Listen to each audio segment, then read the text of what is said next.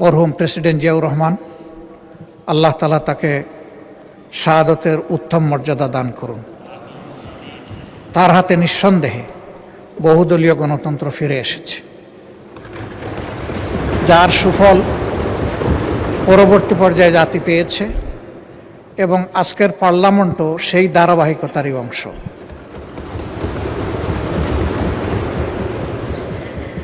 আমরা দেখি নাই উনি কোন দলকে প্রতিনিধিত্ব করতেন, আমরা দেখেছি উনি জনগণের ভালোবাসার প্রেসিডেন্ট ছিলেন। মাননীয় স্পিকার, আপনাকে ধন্যবাদ। আমি আহমেদ আজম খান, মন্ত্রী মুক্তিযুদ্ধ বিষয়ক মন্ত্রণালয়, প্রস্তাব করছি যে জাতীয় মুক্তিযোদ্ধা কাউন্সিল আইন 2022 খ্রিস্টাব্দের 15 নং আইন সংশোধন পূর্বক যুগোপযোগী করিয়া জাতীয় মুক্তিযোদ্ধা কাউন্সিল সংশোধন আইন 2026 প্রণয়ন কল্পে আনিত একটি বিল, জাতীয় মুক্তিযোদ্ধা কাউন্সিল সংশোধন বিল 2026 অবিলম্বে বিবেচনার জন্য গ্রহণ করা হোক। মাননীয় স্পিকার, আপনাকে আপত্তি আছে? মাননীয় বিরোধী দলের নেতা, আপনার আপত্তি উত্থাপন করুন। মাননীয় স্পিকার, এই সময় যে রক্তক্ষয়ী যুদ্ধ হয়েছে, এই যুদ্ধে যারা নেতৃত্ব দিয়েছিলেন তাদের অনেকেই দুনিয়া ছেড়ে চলে গেছে। আমি তাদের সকলের আত্মার মাগফিরাত কামনা করছি এবং আল্লাহ তাআলার দরবারে আল্লাহ যাতে তাদেরকে শহীদ হিসাবে কবুল করেন সেই জন্য দোয়া করছি। দেশ স্বাধীন হয়েছে, বুক ভরা আশা নিয়ে মানুষ চেয়েছিল যে এই দেশটা একটা মানবিক দেশ হবে, সমাজের সর্বক্ষেত্রে ন্যায় বিচার সুপ্রতিষ্ঠিত হবে এবং মানুষ শান্তিতে বসবাস করতে পারবে। কিন্তু স্বাধীনতার পরে অনেকটা হয়েছিল তার পুরোটাই উল্টা। মানুষের ম্যান্ডেটকে অস্বীকার করার কারণে যে যুদ্ধটি অনিবার্য হয়ে উঠেছিল, জনগণের রায়কে সম্মান দেখাতে ব্যর্থ হওয়ার কারণে বেদনার সাথে জাতি লক্ষ্য করল দেশের শাসক এবং শাসকেরা সেটাই ভুলে গেলেন। তাদের শাসন ক্ষমতার এক পর্যায়ে এসে বহুদলীয় গণতন্ত্রকে হত্যা করে তারা একদলীয় বাকশাল কায়েম করলেন। এই বাকশাল কায়েমের ইতিহাসও খুব বেদনাদায়ক। সংসদে আমি জানি না 73-এর যে সংসদ গঠিত হয়েছিল, আজকের এই সংসদে সেই রকম কোনো সদস্য উপস্থিত আছেন কিনা আমার ধারণা নেই।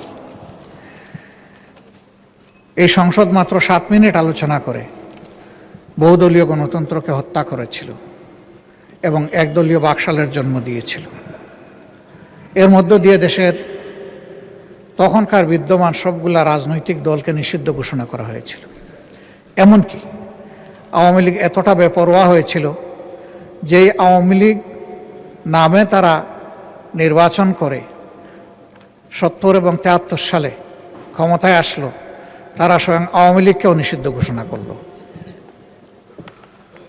75-এর পট পরিবর্তনের পর ক্ষমতার ধারাবাহিকতায় মরহুম প্রেসিডেন্ট জিয়াউর রহমান, আল্লাহ তাআলা তাকে শাহাদতের উত্তম মর্যাদা দান করুন।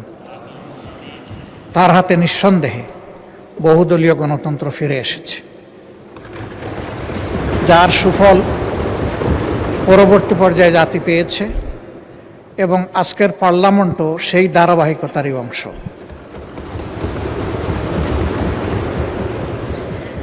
তিনি জনগণের মনের ভাষা পড়তে পেরেছিলেন। এই জন্যে তাকে যখন নির্মমভাবে খুন করা হলো, তখন দুনিয়া থেকে বিদায় নেওয়ার সময় তিনি ইতিহাসের বিরল সম্মান নিয়ে বিদায় নিয়েছিলেন। আমরা তখন মেডিকেল কলেজের ছাত্র, আমরা দেখি নাই উনি কোন দলকে প্রতিনিধিত্ব করতেন, আমরা দেখেছি উনি জনগণের ভালোবাসার প্রেসিডেন্ট ছিলেন। এই জন্য আমরা দলমতের ঊর্ধ্বে উঠে সবাই মিলেমিশেই সেদিন আমরা কি করতে পারবো, একটু কোরআন খতম করেছি, চোখের পানি দিয়ে তার জন্য দোয়া করেছি। এরপরে তার ইন্তেকালের পরে বাংলাদেশ আবার অস্থিরতার মধ্যে ঢুকে এবং ক্রমান্বয়ে সেই অস্থিরতার মধ্যে দিয়েই জাতি চলছে। আমরা এসে বর্তমান সময়ে উপনীত হয়েছি। এই বিলে প্রস্তাবনা করা হয়েছে যে জিনিসটা স্বাধীনতার পরে তখনকার শাসকও আনেন নাই, মরহুম প্রেসিডেন্ট জিয়াউর রহমান রাহিমাহুল্লাহ তিনিও আনেন নাই, তিনবারের অতি সম্মানীয় প্রধানমন্ত্রী তিনিও আনেন নাই।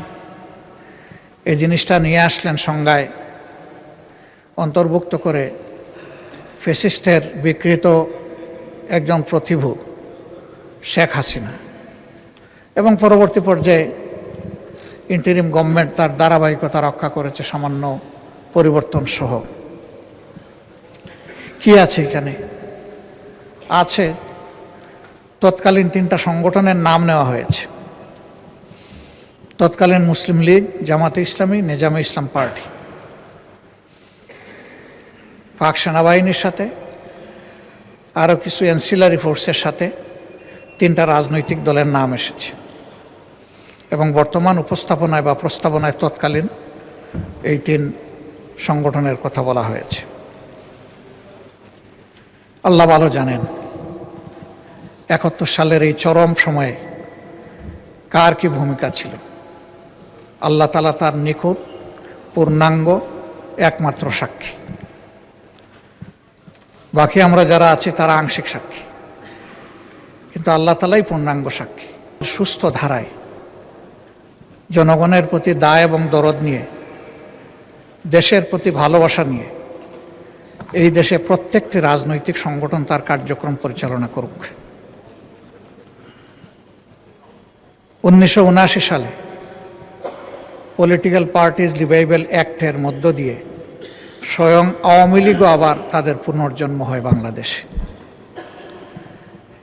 এবং সে সময় যে কয়টি দল ছিল তারা সকলেই রাজনীতি করার এই সুবিধাটুকু বা তাদের অধিকারটুকু তারা ফিরে পান। আমরাও সেই সময় ফিরে পেয়েছি।